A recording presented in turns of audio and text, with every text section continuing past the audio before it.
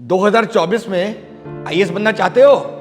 तैयारी स्टार्ट कर दी है, लेकिन पहले ये तो बताओ कि आप यूपीएससी वर्दी हो भी कि नहीं। प्रिपरेशन सही डायरेक्शन में चल रही है कि नहीं चल रही है, ये कैसे पता लगेगा?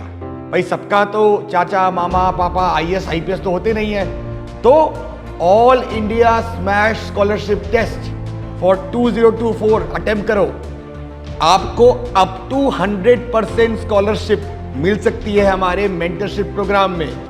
लेकिन उससे भी ज्यादा बड़ी बात, रजिस्टर करते ही आपको 10,000 का माल, 10,000 का स्टडी मटेरियल, लेक्चर और इसके साथ हमारे रैंकर के साथ एक 1-to-1 सेशन जहां आप अपनी प्रॉब्लम, अपनी स्ट्रेटजी डिस्कस कर सकते हैं, ये सब मिलेगा। तो दिए हुए लिंक पे रजिस्टर करिए तुरंत।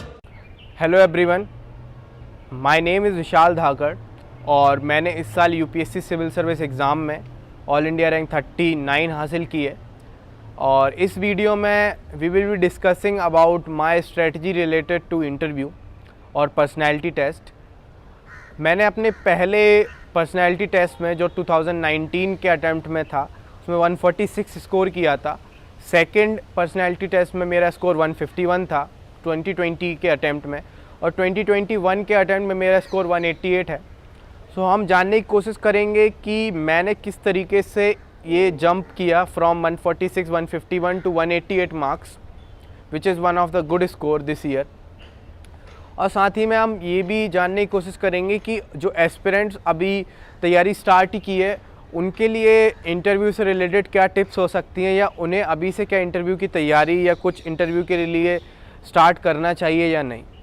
सो पर्सनैलिटी टेस्ट में सबसे पहले जो इम्पोर्टेंट कुछ चीज़ें होती हैं वो एक तो DAF, detailed application form, current affair और ऑप्शनल। आपकी अगर ये तीनों चीज़ें काफ़ी स्ट्रॉन्ग हैं और साथ ही में आपकी कम्युनिकेशन स्किल्स काफ़ी अच्छी हैं, आपकी चाहे आप हिंदी में दे रहे हो चाहे आप इंग्लिश में, लेकिन जिस भी लैंग्वेज में आप इंटरव्यू दे रहे हैं आप उसमें फॉर्मली और इनफॉर्मली दोनों वे में कम्युनिकेशन में कंफर्टेबल होने चाहिए। सो डेफ में मेनली डिटेल्ड एप्लीकेशन फॉर्म में क्या आता है, अगर नए एस्पिरेंट्स हैं कोई, अगर उनको नहीं पता, तो डेफ में आपके इंटरेस्ट क्या क्या हैं, आपकी हॉबीज़ क्या हैं, आपने एक्स्ट्रा करिकुलर एक्टिविटीज़ कुछ अचीवमेंट्स किए हैं क्या, आपका बैकग्राउंड क्या रहा है, आपके पेरेंट्स क्या करते हैं, आप ग्रेजुएशन कैसे किया है, कौन सी फील्ड में किया है, 12th कौन सी फील्ड में किया है, ये सारी इन्फॉर्मेशन रहती है। तो इसमें जो मेन आपको फोकस करना है, अगर शुरू में ही तैयारी अभी स्टार्ट की है, तो अपने इंटरेस्ट और हॉबीज़ को डेवलप करने की कोशिश कीजिए अभी से, अगर इंटरव्यू स्पेसिफिक तैयारी की मैं बात करूं तो। क्योंकि कई बार ऐसा होता है कि जब हम इस प्रिपरेशन में आ जाते हैं तो हमारी जो हॉबीज़ या इंटरेस्ट हैं हम उन्हें भी भूल जाते हैं, क्योंकि इतनी हेक्टिक तरीके से हमें पढ़ाई करनी पड़ती है। तो अगर जैसे ही आपको फ्री टाइम मिलता है तो उसमें कुछ ऐसी एक्टिविटीज़ कीजिए, या करते ही होंगे आप, तो उनको अपनी हॉबीज़ बनाने की कोशिश कीजिए। अगर आप मूवीज़ भी देख रहे हैं तो that can also become your hobby, लेकिन उसमें फिर आप थोड़ा अवेयर सिटीजन की तरह मूवीज़ देखिए।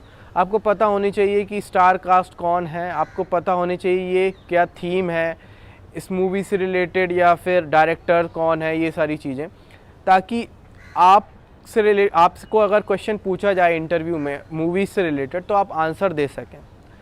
तो अगर आप कोई पर्टिकुलर एक्टिविटी कर रहे हैं, अगर आप गाने भी सुन रहे हैं तो उसको अवेयरनेस के साथ थोड़ा, अगर कोई गाना आप सुन रहे हैं किशोर कुमार का, तो थोड़ा किशोर कुमार के बारे में पढ़ लीजिए। क्योंकि इस तरीके के अगर आप इंटरेस्ट है और उसको हॉबी बनाना चाहते हैं तो उस इंटरेस्ट में अवेयरनेस होना बहुत ज़रूरी है, क्योंकि एग्ज़ामिनर जो इंटरव्यूअर रहेगा वो उससे रिलेटेड आपसे क्वेश्चंस पूछ सकता है। इसके अलावा जो भी आप ऑप्शनल सिलेक्ट कर रहे हैं वो इंटरव्यू के भी टाइम पे भी उसे एक बार देख लीजिए, उसमें जो ऊपर से चीज़ें हैं वो, क्योंकि क्वेश्चंस आपके ऑप्शनल से रिलेटेड भी इंटरव्यू में पूछे जा सकते हैं। प्लस फिर एक और चीज़ जो इम्पोर्टेंट है वो है करंट अफेयर्स। इंटरव्यू के टाइम पे आपको 2 न्यूज़पेपर्स पढ़ने, काफ़ी अच्छे से डिटेल में न्यूज़ को जानने की कोशिश करनी है कि क्या मुद्दा है, क्या चल रहा है और आपके ओपिनियन क्या है, आप क्या सोचते हैं। क्योंकि मेंस में जो हम लिखते हैं वो हम प्रोस कॉन्स और कंक्लूज़न इस तरीके से लिखते हैं, लेकिन इंटरव्यू में आपका ओपिनियन क्या है वो ज़्यादा मैटर करता है। अगर मैं एग्जांपल दूं, जैसे मुझसे एक क्वेश्चन पूछा था दिस ईयर कि मुझसे क्वेश्चन पूछा कि लिकर जो है वो some states are planning to deliver liquor at home, तो आप उससे क्या समझते हैं। और उसमें मुझे कुछ प्रोज और कॉन्स नहीं बताने थे, मुझे बस ये बताना था कि मैं क्या सोचता हूँ। सो आई सेड कि in my personal view ma'am, I personally think that liquor must not be delivered at home because that would promote drinking culture, because people find it very easy to drink as liquor would be delivered to their homes. So मैंने ये answer दिया। साथ ही में एक और important जो role है वो है करंट अफेयर्स का। जैसे मैं डिस्कस भी अपन कर रहे थे कि 2 न्यूज़पेपर पढ़ना है, 2 न्यूज़पेपर पढ़ना, अपने ओपिनियंस तैयार करने हैं जो भी इशूज़ हैं उनके ऊपर। साथ ही में जो इशूज़, जो रिसेंट न्यूज़ आ रही हैं वो क्या है क्या नहीं है वो देखते चलना है। जैसे मुझसे एक क्वेश्चन पूछा था, जब मेरा इंटरव्यू 12 मई को था, तो 11 मई को एक डे होता है नेशनल टेक्नोलॉजी डे। तो मुझसे पूछा कि last on 11 May there is a day celebrated in India, what is it. So I said it's national technology day.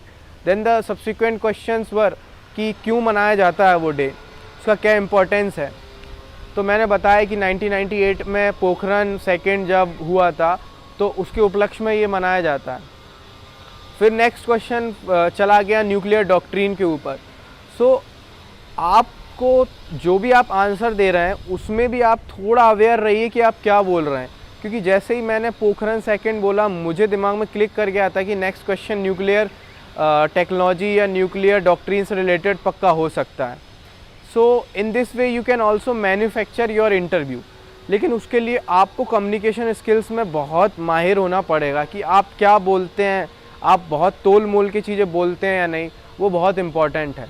तो some people also try to manufacture their interview because they know from their DAF कि कैसे question पूछे जा सकते हैं और उनसे subsequent questions क्या हो सकते हैं अगर मैं अपने आंसर्स में कुछ कीवर्ड्स मेंशन कर दूं, कुछ ओपन एंडेड चीज़ें छोड़ दूं। तो अगर मैं और एग्जांपल दूं, जैसे मेरी एक हॉबी है रिफ्लेक्टिव राइटिंग, तो मुझसे पूछा कि आपने ये हॉबी कैसे डेवलप की। सो आई सेड कि मैं जब ग्रेजुएशन में पॉलिटिकल साइंस पढ़ता था, पॉलिटिकल थिंकर्स एरिस्टोटल, प्लेटो, तो वो मेनली रिफ्लेक्टिव राइटिंग ही करते थे, तो I developed my hobby from there. So subsequent questions were from political science, 3-4 questions फिर पॉलिटिकल साइंस से पूछे गए। So in this way I try to manufacture my interview. So आप भी ऐसा कर सकते हैं, क्योंकि कुछ क्वेश्चंस आपको पता होंगे आपके डेफ से रिलेटेड कि ये पूछे जा सकते हैं, उन पे आपके आंसर्स क्या होंगे, उनसे सब्सिक्वेंट क्वेश्चंस बन सकते हैं, तो उस वे में आप तैयारी कीजिए। फिर कुछ मिथ्स हैं इंटरव्यू से या पर्सनैलिटी टेस्ट से रिलेटेड। हम यूट्यूब्स में कई वीडियो देखते हैं कि एकदम अजीब से क्वेश्चन पूछ लेते हैं यूपीएससी में कि ऐसी कौन सी चीज़ है जिसे खाया जाता है पहना नहीं जाता, इस टाइप से मतलब कुछ क्वेश्चंस पूछ ले। ऐसा नहीं होता, ये केवल मिथ ही है, इस तरीके के क्वेश्चंस नहीं पूछे जाते। और भी मिथ्स ऐसी हैं, या फिर कोचिंग इंस्टीट्यूट कई बार ऐसी मिथ क्रिएट कर रखे हैं कि आपको बिल्कुल हैंड मूवमेंट नहीं करना है, बॉडी लैंग्वेज आपकी बिल्कुल स्ट्रेट होनी चाहिए, बिल्कुल बॉडी में मूवमेंट नहीं होना चाहिए। तो I tried that in my first and second interview, और मैंने बिल्कुल हैंड मूवमेंट नहीं किया था, तो आई फेल्ट कि मुझे किसी ने बांध रखा है, तो I didn't able to express my self अच्छे से। लेकिन इस अटैम्प्ट में मैंने हैंड मूवमेंट भी किया, क्योंकि before interview I saw one of the video of our honourable ex foreign minister mister S Jaishankar, वो काफ़ी हैंड मूवमेंट करते हैं बोलने के टाइम पे। बट हैंड मूवमेंट में उतना एरोगेंस नहीं होना चाहिए आपका बिल्कुल भी, मतलब आप उंगली नहीं कर रहे हो किसी की तरफ, आप जस्ट नीचे हैंड मूवमेंट कर रहे हो, तो इट विल बी ओके। सब इतने बड़े डिग्निटरीज हैंड मूवमेंट कर रहे हैं, तो you can also do that in the formal conversation also. So I did that and वो मुझे काफ़ी सही रहा, बैकफायर नहीं किया।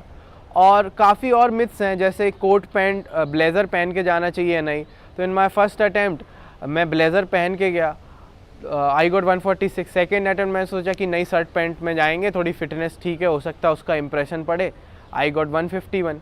दिस अटैम्प्ट में मैं ब्लेज़र अच्छा सूट वूट टाई में गया, 188 मिला। तो ड्रेस आप नीट एंड क्लीन पहनिए, फॉर्मल ड्रेसअप रहिए, लेकिन इतना ज़्यादा एम्फेसिस ड्रेस पे मत कीजिए। उसके अलावा फिर एक और इम्पॉर्टेंट चीज़ है कि कम्युनिकेशन स्किल्स को इम्प्रूव करने की कोशिश कीजिए।